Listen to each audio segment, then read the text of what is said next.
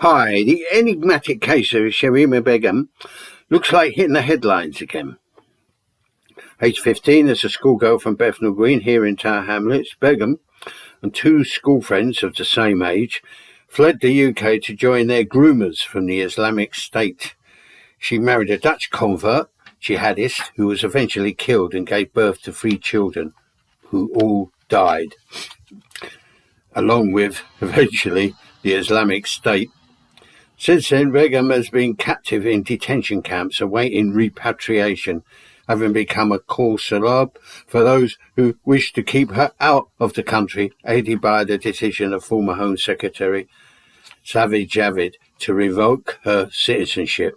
The establishment here will prefer to keep Begum and scores of other women from the UK confined in the limbo of the detention camps and sweep the whole thing under the carpet.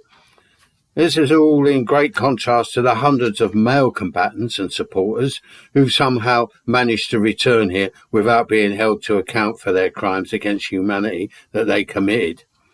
A recent counter-terrorism review has recommended the girl's return, with even the like of Farage this January saying she should be repatriated.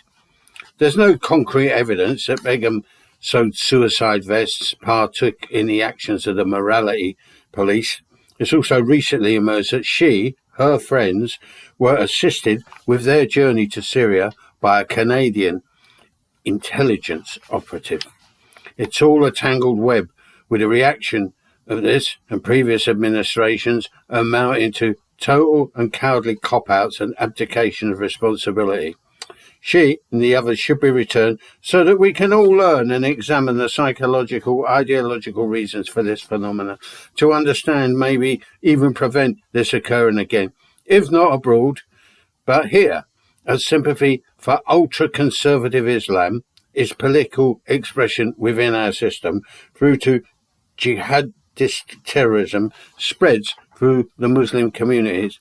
Considering we're, in my estimation, heading to some sort of semi-civil war situation, which, among other things, and probably involve as the most important factor, sectarian religious violence, with combined fanatics from both sides already preparing for this eventuality, the more we learn, the more we understand and be able to survive and create alternatives to this madness, this insanity of a decadent capitalism and its crazed expressions that destroy everything in its wake.